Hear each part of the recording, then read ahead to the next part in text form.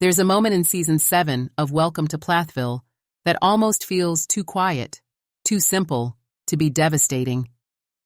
Ethan is sitting at that campsite, surrounded by people who claim to care about him, and instead of speaking up, instead of fighting back, he just goes silent. No shouting, no dramatic exit, just silence. And honestly, that silence hit harder than any argument ever could. Because it didn't feel like peace. It felt like defeat. It felt like watching someone finally give up on trying to be heard. And if you were paying attention in that moment, you probably felt that same pit in your stomach, wondering, is Ethan finally free? Or has he just found himself back in the same cycle that's been controlling him his whole life? Hi, friends. My name is Christine, and welcome back to Inside Hollywood Couples. If you love breaking down reality TV families, the drama behind the smiles, and the stories no one else dares to touch, you're in the right place. Make sure to subscribe and leave a comment as we go along, because I really want to know what you think about this one. The truth is, what we're watching with Ethan isn't just a love story or a family feud. It's something a lot darker, something that feels almost tragic. Because on the surface, Ethan looks like a man who has moved on, who has finally found peace after years of conflict. But if you look closer, you see something else. You see the same rules, the same spiritual language, the same control, just delivered with a softer voice and a gentler smile. The question is, did Ethan ever really escape his mother's grip?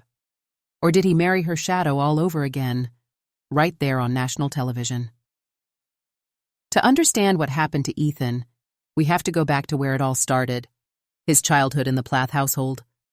From the very beginning, Ethan's world was small, tightly controlled, and carefully shaped by Kim and Barry. We're talking about a home where secular music was forbidden, television was practically non-existent, sugar was limited, and outside influences were carefully filtered. Everything revolved around faith, obedience, and the belief that the outside world was corrupt and dangerous. For a kid like Ethan, the oldest son, that meant a heavy weight on his shoulders. He wasn't just one of the children. He was expected to set the example, to follow the rules without question, and to absorb the discipline that Kim and Barry handed out. If you think about it, silence wasn't just his habit. It was his survival strategy. He learned early on that the safest response in that house wasn't to argue or push back. It was to stay quiet, nod along, and pray. And that silence followed him into adulthood. You can see this conditioning all over the early seasons of Welcome to Plathville. Whenever conflict came up, Ethan would shut down. Remember those scenes where Olivia was trying to get him to talk, to actually share how he felt, and he just looked frozen? That wasn't him being careless. That was years of training at work. Kim didn't raise her children to challenge authority. She raised them to submit, to accept, and to put everything into spiritual terms instead of emotional ones. And Kim's influence wasn't just about rules, it was about language. She had a way of wrapping control in kindness, of using soft words to enforce strict boundaries. If she didn't want something, it wasn't framed as control, it was framed as concern. If she needed obedience, it wasn't framed as demand, it was framed as prayer. That's the kind of subtle manipulation that shapes a person's entire understanding of love and family. So by the time Ethan grew up and married Olivia, he was already carrying that baggage. On the surface, he looked like an adult man starting a new life. But deep down, he was still Toe, a quiet son who didn't know how to speak up without fear. That's why the silence we see in Season 7 feels so heavy. It isn't new. It's the exact same silence Kim trained into him years ago. And when you realize that, you can't help but wonder if Ethan ever stood a chance at building a relationship that didn't echo the control of his past. When Olivia entered Ethan's life, everything shifted. And for viewers who had been watching Ethan's quiet compliance for years, Olivia felt like this explosive burst of energy, a woman who wasn't afraid to challenge Kim, who wasn't willing to play along with the Plath family's rules. From the very beginning, she pushed Ethan into territory he had never been before. She introduced him to new music, new foods, even things as simple as trying alcohol for the first time. And while some people saw that as rebellious or even disrespectful, for Ethan, it was a crash course in independence. But with that independence came conflict. We all remember the moments when Olivia clashed directly with Kim, arguments about faith, boundaries, and who got to control Ethan's time and choices. Kim saw Olivia as a threat to the family system she had worked so hard to build, and in a way, she was right. Olivia was threatening that control. She wanted Ethan to see that there was a world outside of the one Kim had created, a world where he could have his own opinions, his own hobbies, his own voice. The problem was, Ethan wasn't ready. Every time Olivia pushed him, he wrestled with the conditioning Kim had drilled into him. On one hand, he wanted to support his wife. On the other, he still felt that old pressure to obey his mother and keep the peace. That tug of war played out right in front of the cameras, and honestly, it was painful to watch. There were episodes where you could see Ethan trying to stand up for Olivia, but his words came out slow, hesitant, almost like he was still a boy asking for permission.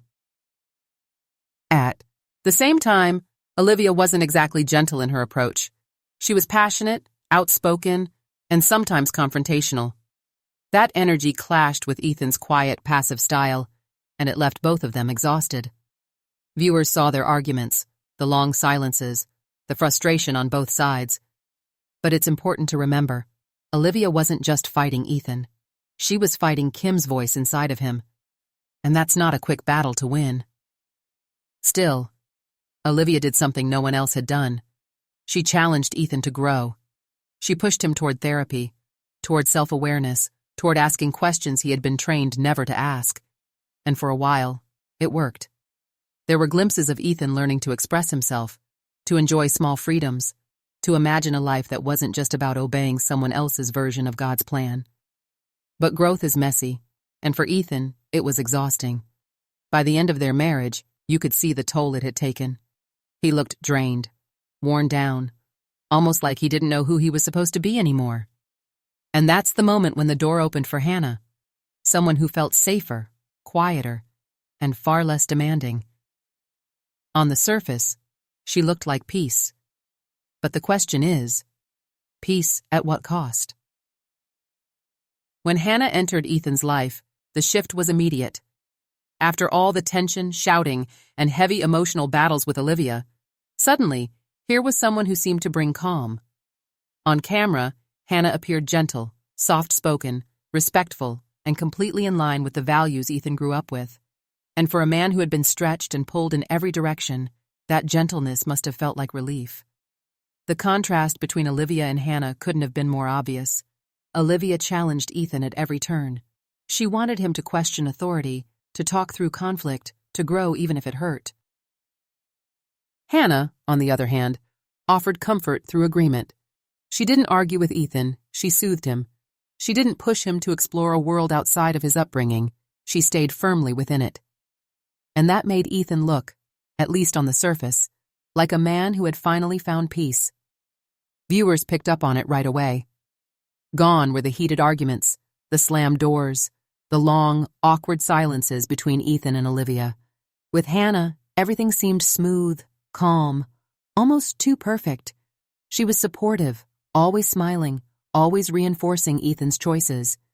Even Kim seemed to approve, which was telling in itself. For a family that had been at war with Olivia from the start, Hannah felt like someone who fit the mold, the kind of daughter-in-law Kim had always imagined.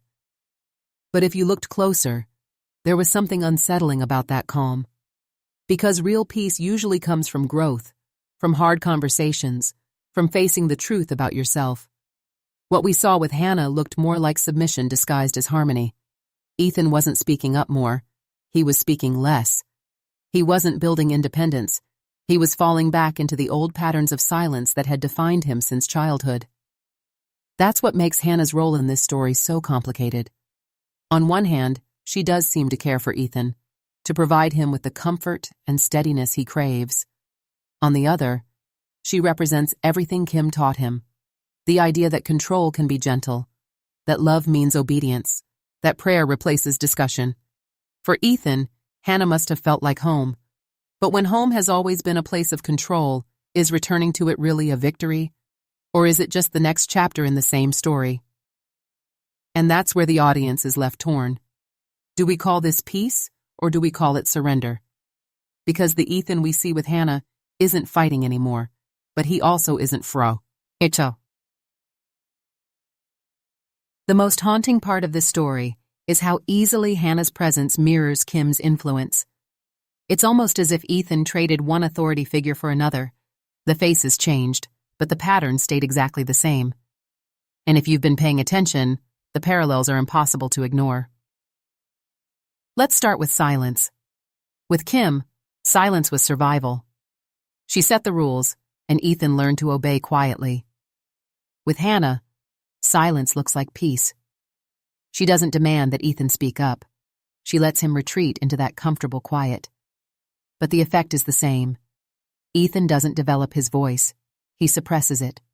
Whether it's under his mother's roof or in his marriage, his silence serves the other person's comfort more than his own growth. Then there's control. Kim controlled with boundaries and rules, framing everything as protection. Hannah doesn't set strict boundaries in the same way, but she reinforces Ethan's old beliefs without questioning them. She supports the lifestyle Kim built, the faith structure, the idea that outside influence is dangerous. In other words, Hannah doesn't need to control Ethan directly. She simply supports the cage he was already raised in. And think about how both women use gentleness. Kim often wrapped her control in kindness and spiritual language. Hannah does something similar, but in a softer, more modern way. She doesn't raise her voice. She doesn't argue. She simply agrees, smiles, and leans into the role of comforter. But here's the problem. Comfort isn't always the same thing as health. Just because Ethan feels less stressed doesn't mean he's actually free.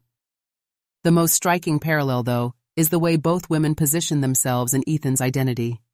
Kim raised Ethan to see himself through the lens of obedience and family duty. Olivia tried to break that mold, and when it became too painful, Hannah stepped in. Not to change it, but to reinforce it. Hannah allows Ethan to exist as the man Kim shaped him to be, rather than the man he might become on his own.